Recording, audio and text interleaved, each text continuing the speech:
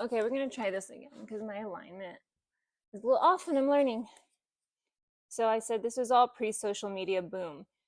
If you are looking to do an apprenticeship or an internship like I did, this is what you would do.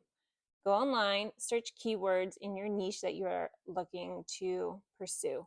For me, I love everything elevated and fancy and anything related to luxury and the good life, the high budgets. These are all things I was personally chasing. So I put that in my search on Google, put luxury wedding planners in Los Angeles, and then I found several listings, right? And I just judged off of the website. Granted, now it's a little bit easier to make a website look nice because of platforms such as Squarespace and Wix and beyond. Uh, but I just went off the way the website flowed, the imagery that I was looking at. Does it resonate with you? For me, I was looking for very, what is it, avant-garde or forward-thinking or unique looking weddings. The artistry and the photography was important to me. Uh, just find something that resonates with you. And if you find just the right branding that calls to you, write them and offer something. For me, what I did was I offered a meeting. I said, can I, dear wedding planner, and write something nice, have something to include that shows you have a passion for this. I said, but may I please meet with you over coffee? I would love to pick your brain to see if this is something I would like to pursue. My background is in XYZ, but I feel that I would be best suited for this field because of, write something thoughtful, not too long because they're busy and they can't sift through a million long emails. But just be direct and concise in your messaging in doing so. If you're lucky, somebody will write you back and offer you the time of day. Usually there is an exchange of some sort. So for me, I had a meeting with a wedding planner, which ended up being my life trajectory change. And she offered me a time and place to meet, take it or leave it. And I actually had to choose because I had a work shift that day that was in a different realm of work. I was a bartender and I had to make a choice that day. And I chose in my heart to go to this meeting, even though it would be jeopardizing for my other job. So these are hard decisions you have to make. Um, but in that meeting, I learned a lot. I asked a lot of questions. And this planner was fantastic in answering all my thoughtful questions. She was very direct with me. She said that she does have an internship opportunity, but that it would be unpaid. And in doing so, it's a bit scary because I had to fulfill 100 hours of work, which for me was about a year when you have a full life otherwise. And even if I did have the full time to do that, weddings don't happen every day. They're on weekends or seasonally. So you can kind of pick and peck at your hours over a period of time. And that's what I did. So it was a very full life. But in doing that, she let me see her behind the scenes of every little nitty gritty thing. Though I was her assistant. So I did kind of the coffee runs and kind of the drab administrative work that maybe you are not into.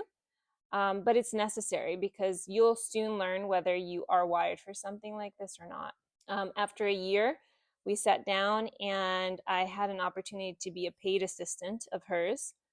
And and that's where you're at a crossroads where you're like, okay, I did this long enough. Do I see myself doing this for a lifetime? For me, I was really excited by it. I loved it. Okay, let's talk about why I loved it. For me, it was great because it was in Los Angeles, so I got to see a lot of unique and varying venues. I was always on the go, different locations.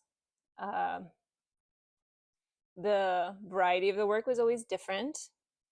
So the design was always different, and the preparation of tasks for each event was very different. It was just an exhilarating experience for me because I got to see everyone's this bride say one special day of their entire life. was your every day, and it was your every weekend. And every weekend you had the opportunity to make someone's day exceptional. And sometimes you were placed as a bridal attendant, which means you shadowed the bride from beginning of their day to the end of their day, making sure they were well taken care of. Other times it was ceremony setup. Other times it was reception setup. Other times it would be helping cue each transition of the day, from first looks to toasts to cake cutting.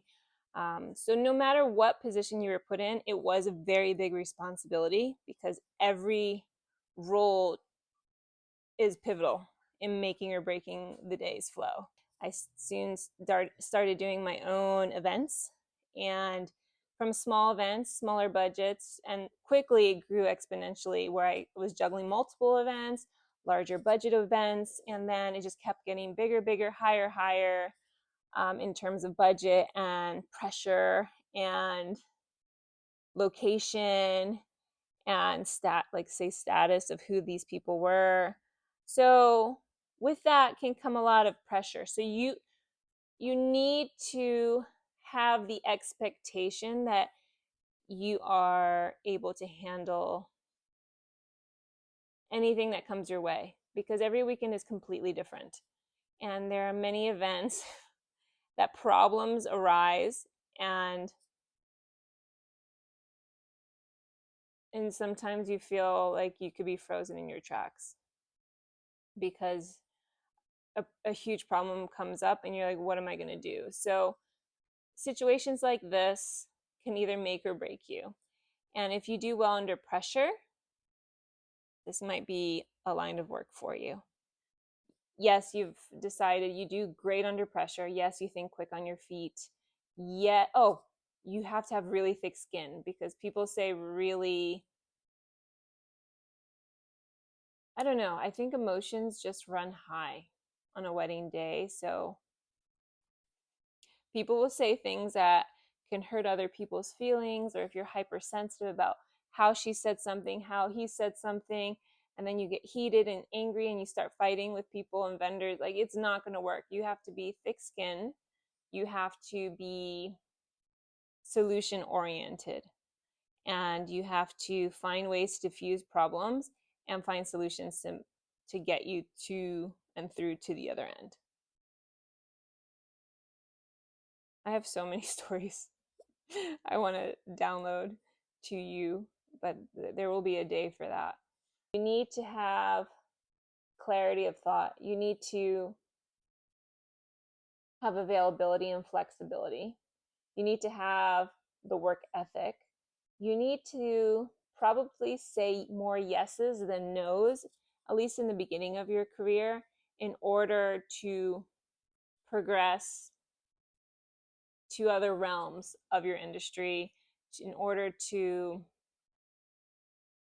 have opportunities come your way. Because if you say too many no's initially, people won't see you. And I think initially what you want is visibility and people to know that you're there. In doing these things, you recognize your identity and who you are and what you want to be. Do you want to be an associate planner working for a larger wedding planning company? Or do you want to be an entrepreneur and do your own thing and just be your own wedding planner? There are pros and cons to both. I can tell you, I was a wedding planner for 5 years working for the said company. So I was an associate planner. I didn't have to worry about anything back end. Then you become your own planner, having your own company, and all those things become your responsibility, like taking pictures of receipts and uploading it for taxes. And you may be an employee, you are very likely an independent contractor, which I was, a 1099. If this is stuff that you want me to delve into further, let me know. But, after working for this planner for 5 years, I became my own business owner. I bought the company, and I brought on said team members, and it was very different shift of dynamic. I didn't have as much time to plan the quantity and the quality of events that I may have wanted to do prior, because I had another load of work in front of me that I had to do. And personally, for me, it wasn't my favorite kind of work. And administrative work is like what I was saying, like the taxes and anything government related, any subscription, any office, any big picture stuff, you have to think about. Again, if you're an associate, you're kind of just riding that train and woo, and you just plan the projects that you're given, and it's great. But you don't get all the funds, or maybe you get a percentage, or however your deal is. So first decide what it is that you want. I thought it was great getting a taste of both. If I were to do it over again, I actually liked being an associate planner, not having my own company.